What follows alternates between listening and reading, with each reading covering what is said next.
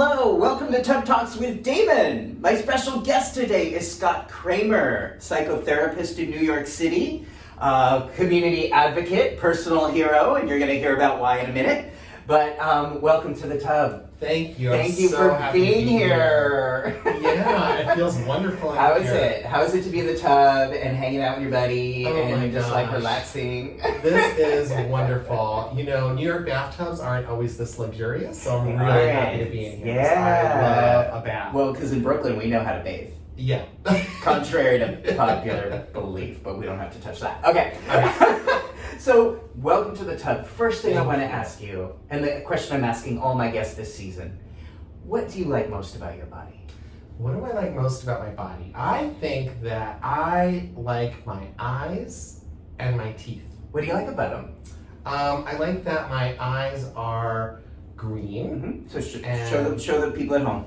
My eyes are green or hazel, and they change a little bit every now and again. And I like my teeth because I never had to have braces, and they just wound up being, you know, all aligned. You were born with straight teeth? I was. Wow. I was very lucky because my brother had braces. Wow. Yup. Yeah. Mm-hmm. I had braces. 5 years, 2 surgeries. Oh my It goodness. was a mess. Wow. I know. Wow.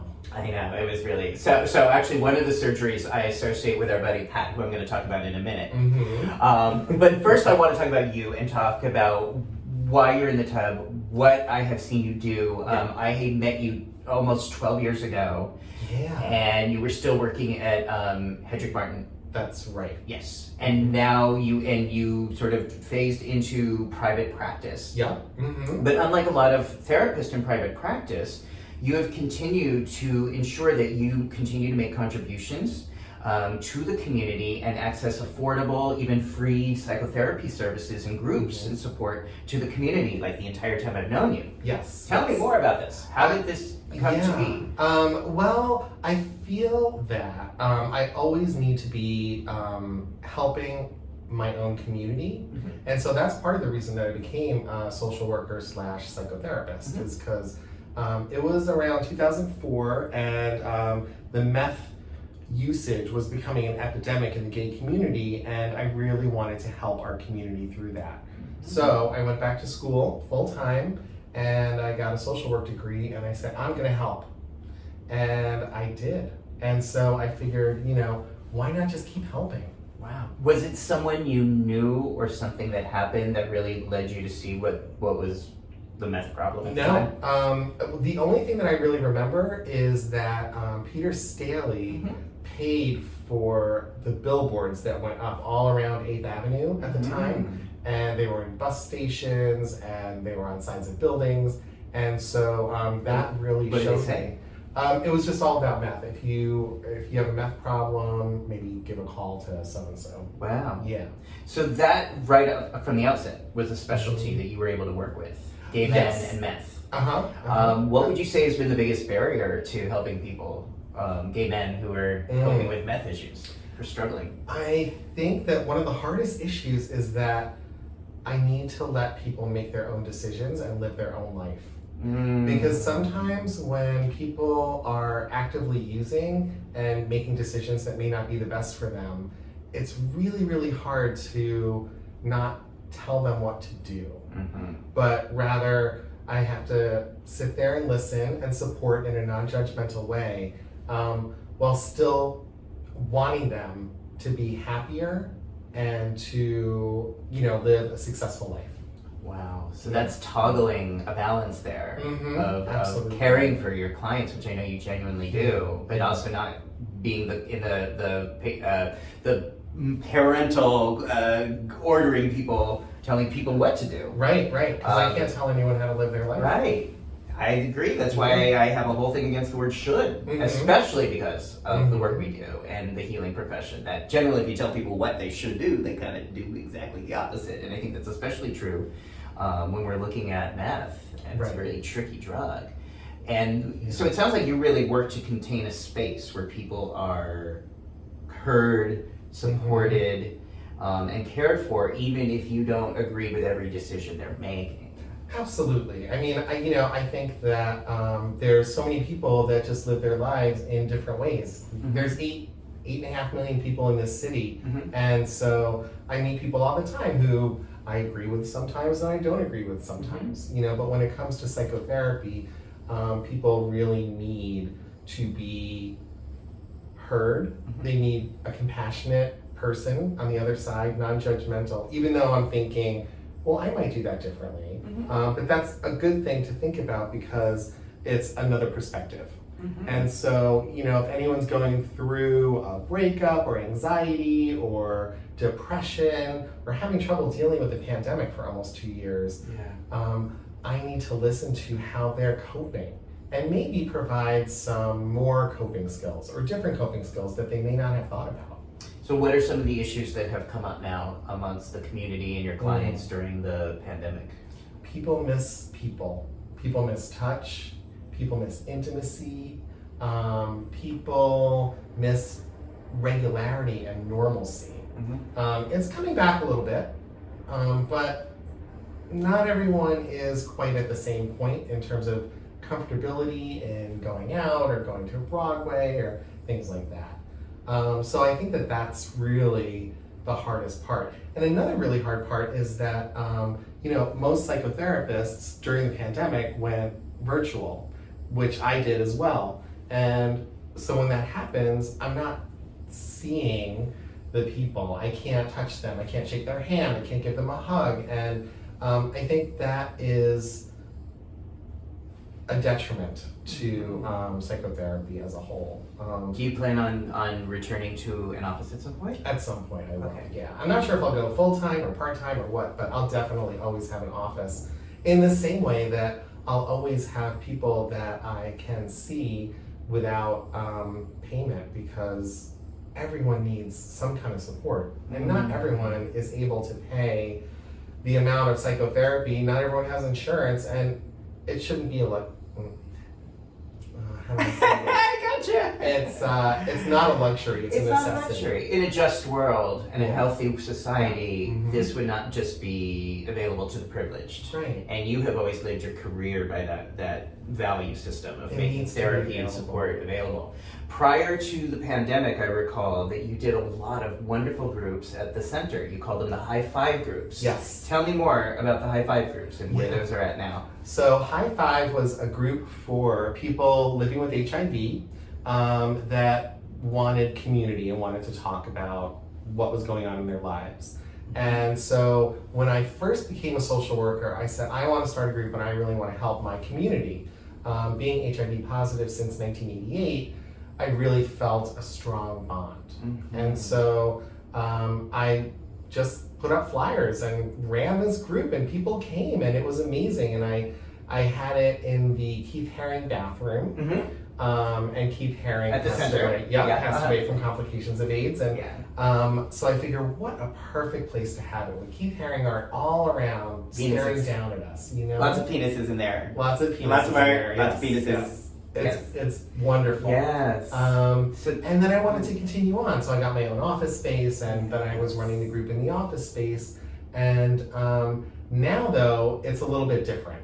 So now I'm running a group which really has the same feel to it as the High Five groups, but it's called Living Successfully with HIV and AIDS. It's run virtually, so anybody can go from anywhere. And but it is funded through CBST, which is the gay synagogue here in New York, although it's not religious at all. And it's a free group, so it's 5 to 7 on Tuesday evenings. And if people are interested in joining that or checking it out, how can they do that? They can contact me at scott@affirmingpsych.com. Okay, and that'll be right below in the comments. You'll see that. You can press on that. So if this is on YouTube, you'll be able to just go right below, by the subscribe button as well. So why did the name change? What did the name change represent to you from High Five to...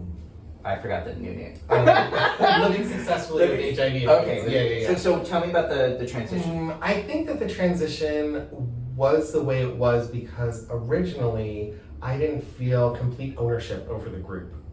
And so I didn't want to put my name, like my real name, I could attach to it. But the name High Five, I think, is its own thing. And so I didn't want to mix up High Five and living successfully with HIV/AIDS. So that's the way that is. But again, it really does have the same feel. And some of the same people that were in the High Five groups are now coming to this group. Wow. Which is really lovely. Okay. Yeah. So again, this value, this intention you have to make support and community available to people in New York City, and now anywhere, virtually, is just such a cornerstone of the work you've been doing. And I think that's important. I also think that mental health and political health are one and the same. And that, it's not, in my opinion, not enough for people working in mental health just sit on their asses in their offices, but to be part of something, anything, that helps us to ascend emotionally, spiritually, politically, sexually. That is such a part of what I feel like my responsibility is as a provider. And I've always seen you follow that as well. I feel like I have to. It's about knowing the community, and it's about cultural competence. Same word. Right, and so what that means is, let's just say there's some group that I don't affiliate with. Let's say leather, right? So I need to know about the leather community. I need to know, because someone could come in and be a client of mine and be part of the leather community, and I'm not going to be able to help that person unless I know some things about the leather community. So I'll go out and do research, I'll ask people, maybe I'll visit the Eagle, so that I know what it's like, and that I can say, and I have had conversations like this, the roof deck of the Eagle is really lovely, and then the second floor back there, well, that's where all the other stuff happens, and so the clients feel comfortable telling me about that because I already know about it. They don't need to explain what the Eagle is, what the area on the second floor is, what the roof deck is like, because we already have that understanding. Right. So that brings me to the advancements in U=U and PrEP that I know you have been part of, and talk about cultural competency that we've both been really vocal about and active about helping our community learn. Yes. Not only because it's really important information, but because that cultural competency is that we can be available to clients so that they don't have to feel judged or like they have to educate us in these certain realms. Absolutely. Do you remember when you learned about U=U? That undetectable is untransmittable? I don't remember exactly, but I remember thinking, that makes sense. U=U, undetectable equals untransmittable. So if somebody is living with HIV and has an undetectable viral load, then they cannot transmit HIV to another person. That's right. And for the purposes of U=U, under 200 is the viral load that is considered undetectable, just for U=U. Right. It's not a zero viral load, it's 200 copies or less. That's still medically undetectable and untransmittable. So like, did a doctor tell you, or did you just hear someone talking about it, or do you remember how you found out? I probably found out through you. I wasn't setting you up for that. I always ask because now that I think about it, most people who know about U=U did not hear about it through a doctor.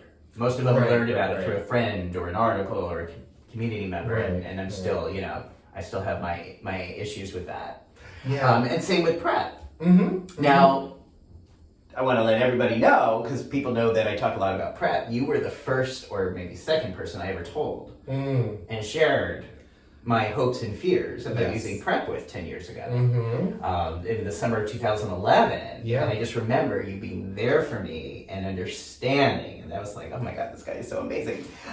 Because it was so new and there was so much we did not know about PrEP at the time. Right. But you never judged me, you never shoulded me. I know I came to you after a few panic moments. And you were always just like, that's okay. Let's just talk about this. Let's just, it's okay. Because that's the only thing we really can do, right? Like, you're gonna live your life the way you want to live your life. And I love you for that.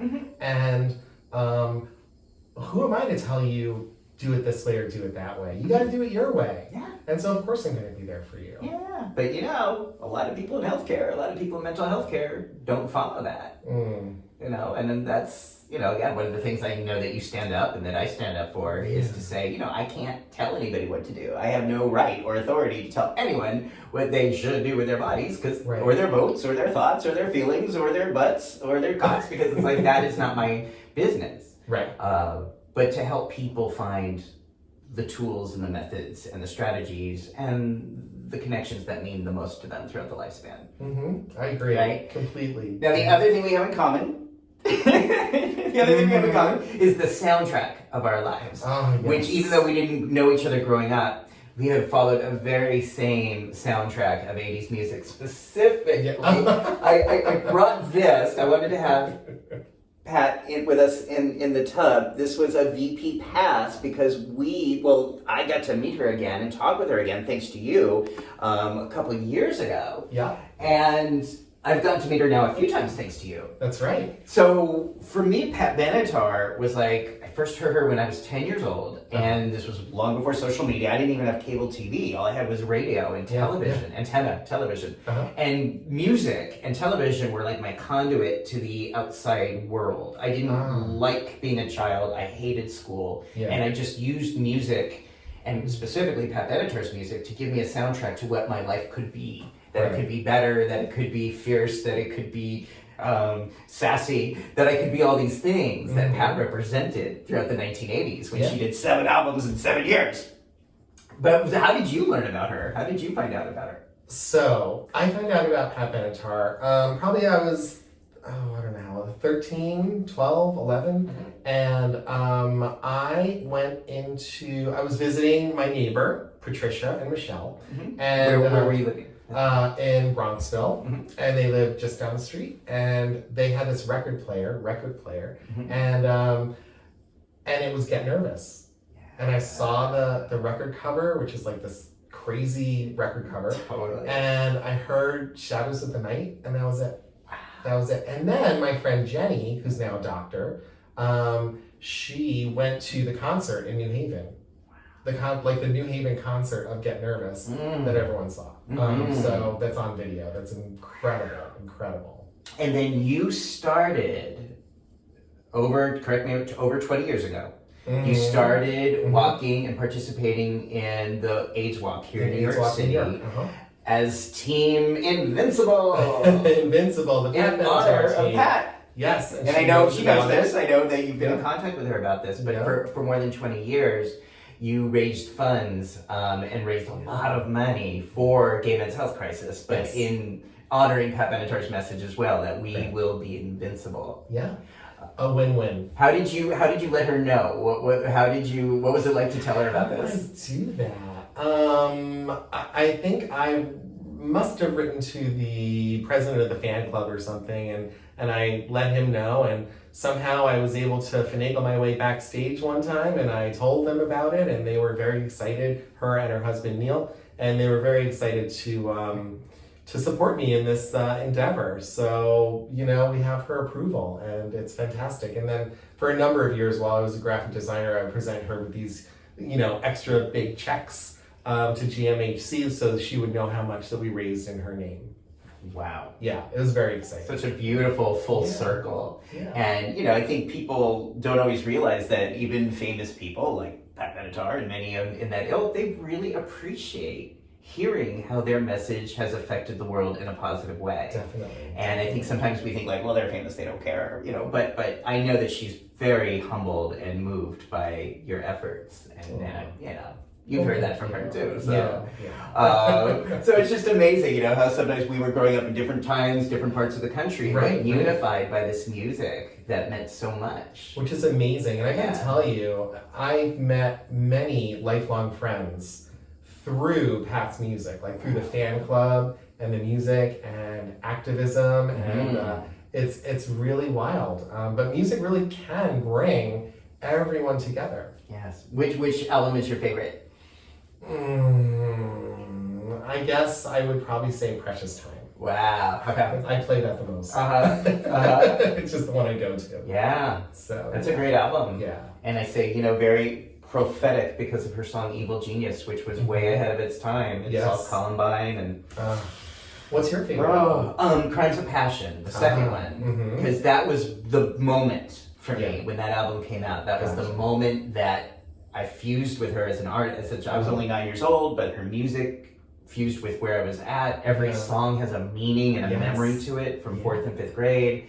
I was in no way able to strut in leather pants and tell people to treat me right, but she could. So I felt like I had a voice through her in that way. You know, it's like... That's wonderful. You know? Wonderful. Yeah. Nice. It's not her favorite, but that's okay. I know she respects that we all have our experience.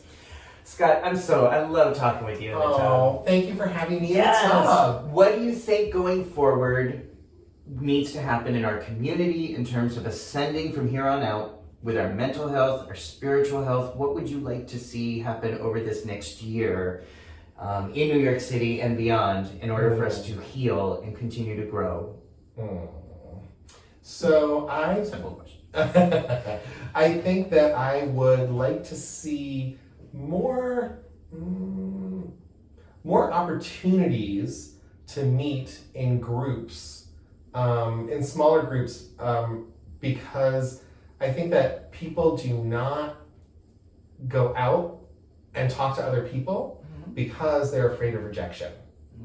And so if I could have a couple of like small functions, right, where, I don't know, you invite 25 people or something, maybe people could meet and enjoy each other and become friends. And I think that friends and building community back up again is going to be supremely important. Yes. So I'm going to try my best to make that happen and facilitate that happening, whether it's me running groups or someone else doing an event or something like that. Wonderful. Yeah. Wonderful. I look forward to that. Thank you. So again, people can follow you. Scott A. Kramer is going to be right underneath here. Any other links or social media where you would want people to follow you? Sure, you can follow me at affirming, I forgot what it is, affirmingpsych.com, I believe. Beautiful. We'll make sure that that's correct too. Yeah. Okay.